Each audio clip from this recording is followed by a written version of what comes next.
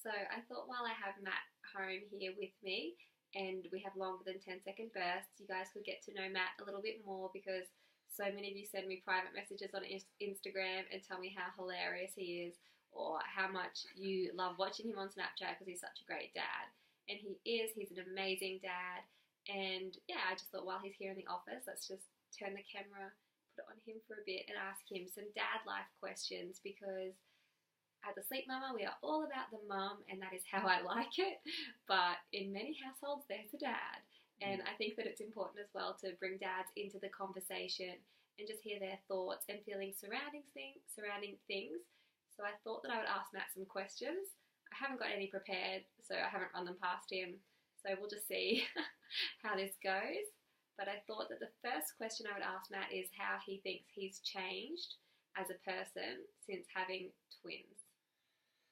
Oh, well, it's a big life-changing move, but the biggest lesson I have found is just how much you have to sacrifice being a parent, and especially a twin parent.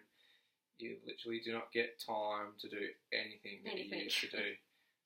In the early days, it was like, okay, you go and you can have a 5-minute shower and then come back and then help me. And I'm just going to shove this sandwich in my face while you hold one of them. And, and then, yeah, it was just like survival. Until they started sleeping. Yeah, oh, of course, yeah. But it's just like, you want to do as much as you can to help them, help your babies. But at the same time, yeah, you just sometimes feel like you're running around chasing your tail, but in actual fact, you're not. Everything you do helps, or both of you and the babies as well. So, yeah, I guess the biggest learning curve for me was the amount of sacrifice that you have to do for parenting. Yeah, that your life's changing. It's tipped upside down. Things that you had, lots of time to do previously, you don't really have time to do until bubs get a bit bigger and you can buy a bit more time back. But do you feel like you've changed as a person? Like I feel like as a mum, as a human, from Kylie before having babies to Kylie now that we've got kids, I'm so different. Yeah, well, same with me. I mean, you definitely appreciate everything that you have and your health and your family and your relationship a lot more, I think. And I don't really, before I was, I was very much, okay, the couch needs to be exactly 100 mil away from this wall and the rug has to be, square to the couch. And the washing has to be hung up exactly like this you're a bit more relaxed. Maximise drying time. Now I'm just like, just get the washing out there. It's sunny. Quick, we've got 5 more loads of washing to do. Who cares if there's stains all over the couch? It doesn't matter as long as we've got somewhere to sit. Totally. I can vouch for that. Matt is a lot more relaxed. When Matt and I first got together, before we would go to sleep at night, he would say to me, okay, so tomorrow we're going to wake up at this time and we're going to do this and we're going to do that. And he would even plan things like when we would read the newspaper. So he is a planner. And Military precision. Military precision, which is fabulous in some areas, but you've definitely relaxed a lot more. Yeah. Or you just lost control a bit more. I've lost control. I've blown out massively. Okay, so another thing that I think would be interesting for dads to know, Matt was the first really of his friends to have kids. Did that feel, I know that it did feel isolating for you, but yeah, how did that feel when you were the first to have kids and no one understood? I mean, no one since has had twins, but you know what I mean. Yeah, it is hard because your life changes, but nobody else's life really changes around you. And so it was hard, I would get invited. I really like to surf, so I'd get invited by friends to go surfing on the weekend or whatever, and I'd have to decline because my wife said so. Because Kylie wears her pants. Because no, but because we weren't comfortable to look after both kids by ourselves at that stage, or for them to be away from us. We wanted to be there with them and do every single. We just want to be there every step of the way. So the boys are born at the end of November, so that's like prime time for everyone having, coming into Christmas and New Year's. Everyone's having time off work. Yeah. All of Matt's mates were like, "Come on, let's go surfing," and I think they just didn't. They kind of thought that I was brushing them off a little bit because they don't have any gravity of the life of having newborns. Yeah, and it wasn't that at all. It was the exact opposite. Like I would have loved to have gone, but at the same time, yeah, you don't. Your priorities shift, and you want to. I'd rather be playing with my boys than catching waves with my friends, just because it's an exciting time. You don't want to miss anything. You don't want to be apart from them. And there's also that bit of obligation. Like even on the days where you didn't want to be at home playing with your kids, you felt obligated to me because Matt would be at work Monday to Saturday, and so then he's one day off. Yeah, you don't want him to say to me he's going surfing. Right, see ya. See you in another week. Yeah.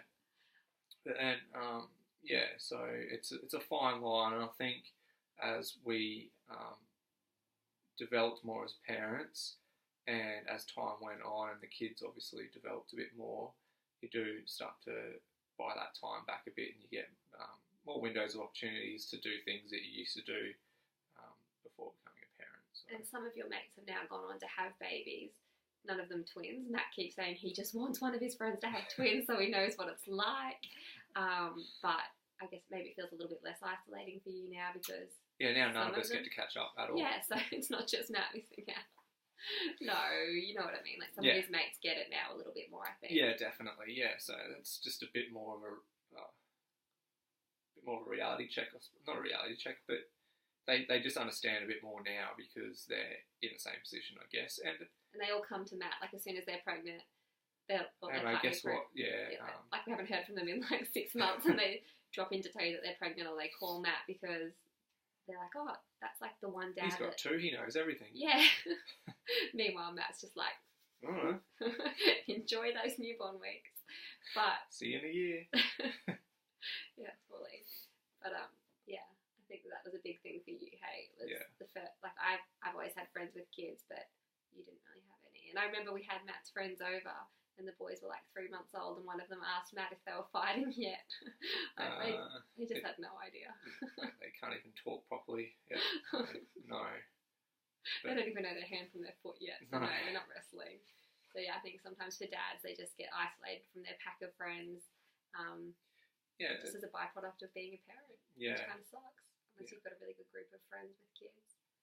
Yeah, and I think there is a bit of you do start to seek other people with kids because obviously they're in the same boat. So, I've certainly found new friends and other people to relate with because you are a newborn, a new parent. Yeah, you move into like a different phase of your life. Yeah, I mean, you still don't disregard those old friends. They're still friends for life, but you can't really talk to old friends who don't have kids about, oh, you should have seen, what the boys did today, or they reached this milestone, or this development, or they nappies or feeding. Yeah, because they've got no idea. They don't. But other people who are on a similar page, it's important to seek out those relationships because you can bounce ideas off them.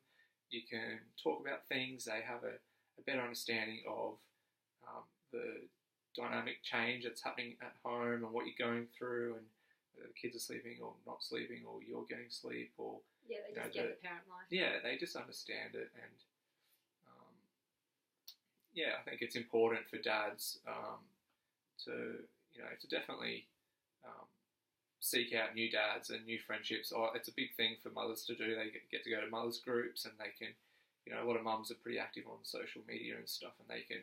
Yeah, there's not that dad social media. No, there's not really that support, and I did sort of reach out to a few, but #dadlife.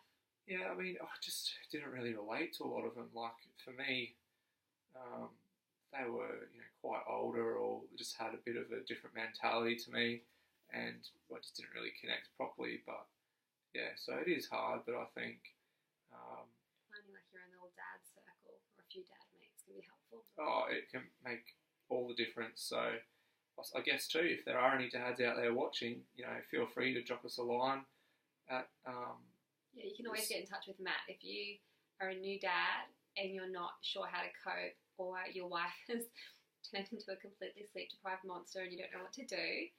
Thank you. You can always get in touch with Matt. It's just matt@thesleepmama.com. So that's definitely a resource for dads out there. Yeah, definitely.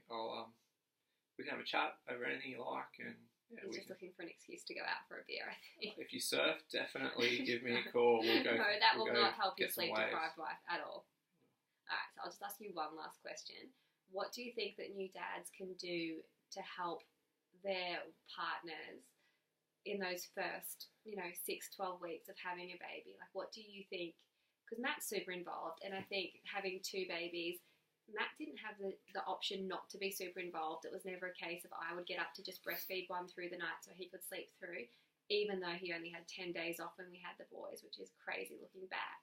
So dangerous for Matt going to work sleep deprived. But Matt was hands-on from the get-go. In hospital, he would be holding one of my boobs and holding a baby, trying to help me breastfeed on this side while I was doing it on this side. So it's very, very glamorous, but you just had to be. I haven't really had a choice, and no, I don't think a lot of twin parents do have that luxury. But for all parents, what would you say the dads should do to make the experience, better for everyone? I think it's really important that it's not, yes, you are there and you're going through this life-changing experience, but I found it hard to really put myself in Kylie's shoes of, her body's changing, her mind's changing. The hormones. Oh my gosh. The food, it was changing. Like what Kylie would eat was completely when different. I was pregnant, what I wanted everything was different. Yeah, everything was different. And I think you just really have to. It is a sacrifice, but you have to be there every step of the way. You can't not be involved anymore. You can't mentally check out. You have to be there, and it's. I don't know. I think obviously the more you're prepared, the better you're prepared, the smoother the transition is going to be. Like, everyone. Well, I know everybody has the coddle set up and the pram ready, and we've got this awesome $30 drink holder that clicks onto the pram, which is essential. That stuff goes out the window. Well, it went out the window. Most of it went out the window for us. We go found back to the foundations, hey? It's Yeah. like you need food, you need to sleep, and you just need to try and connect with each other as much as possible. Yeah, and those initial weeks, you just want to find your feet, determine what works, what doesn't work. Like little things like making sure you've got enough washing powder so you can do lots of washing, or having bottles prepared, or having the right pillows ready.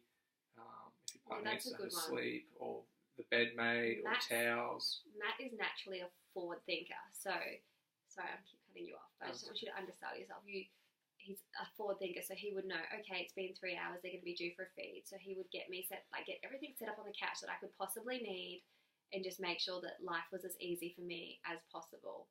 It wasn't easy at all, but you know what I mean, like make it just comfortable. And yeah. And one other big thing that we did that was, I think, the only way we survived was Matt would take the first watch. So he would get home from work, once we would put the boys down, and this is before we really started sleep training them. So you've got to remember too, the whole Sleep Mama was born because we were in such a bad state from not getting any sleep for the first 12 weeks that I became obsessed with sleep, went on to do my certification, and we created this business that is now, it's an amazing network of women. But you've got to remember that we were very sleep deprived as well, and the only way we survived was by Matt doing the first watch. So once the boys would go down, I would go to bed for 4 straight hours. Like that was 4 was like our magic number. If I could get 4 hours unbroken and you could get 4 hours unbroken, we were okay. So you would make sure that everything was ready for me to go. Like he'd put my phone on charge, he'd make sure I had a bottle of water by the room, even put a towel under the door so I didn't even hear the boys if they stirred, and he would sleep on the couch, so that anything that happened in the first half of that night was up to Matt. Yeah, and that was just what we found worked for us to survive in those first. That was probably from about 5 weeks onwards, do you? Yeah. 5 to 12 weeks, maybe. Yeah, about that. Yeah, because it's hard. There, especially with kids, they cry at different times. They get hungry at different times. They get sleepy at different times. They learn different things at different times, all that sort of stuff. So, yeah, after Kylie sort of had a day of that, I got home, you know, for her to function the next day or later on that night, you know, you need to sleep, you need to get some sort of rest. And that really, that process was really intriguing to both of us, you know. But yeah, I guess that sort of sparked our passion, and we didn't realise, just quietly, we didn't realise how good it was sleeping, you know, like all through the night before kids. Oh yeah. If you're I'd pregnant, get up at 5 o'clock and be like, all right, let's start the day. Yeah. And we can go make the most of the day. We'll go out for breakfast. I'd train in the mornings, and we'd have breakfast. We go to the beach. We always say that. We always say to our friends that don't have kids, just go out for breakfast. Like, go out for breakfast and enjoy it, because once you have kids, end game. You can do it, but it just takes more planning. Yeah. But yeah, I guess we've been talking for 8 years now, so we'll wrap it up. But both Matt and I are such big believers in sleep, and that's why Matt is so involved in this business, because he knows it, he's lived it, we've been sleep deprived, we've seen the effects that it's had on us personally, on our relationship, on our health, our wellness, extended relationships, all took a massive toll because of sleep deprivation. So once we turned it around, and when I was studying, Matt was shocked at the things that we could do that were so easy that no one told us. Yeah, I was very skeptical about sleep training at the start, but it changed our lives. Yeah, we've got some proven techniques that really work. Not just that we've developed ourselves, that actually proven methods. Studied and supported. Yeah. So, yeah, for those parents out there that may be struggling with sleep, the whole reason that we started the Sleep Mama, and the whole reason we have these online programs is available, is to make life better for you, better for your partner, and better for your baby. Because at the end of the day, the product that we've created is one that we wish we had our hands on while we were pregnant or in the really early weeks. Yeah, definitely. Would have solved a lot of issues. But there you go. So I hope you guys enjoyed listening to Matt. I enjoy listening to him most of the time. Nobody else does. Most of the time. I always tell Matt he's really funny, and he's like, you're the only person that thinks I am. So it's probably a good thing we're married. Anyway, I hope you enjoyed that. Definitely let us both know on Instagram if you did, if you found it helpful, because I will keep roping him in for some dad interviews. Definitely let your partner have a watch as well, because it might help them to feel less isolated, because our lives are changing as mums, but so are theirs as dads or partners. So yeah, we'll chat to you later. Bye. 18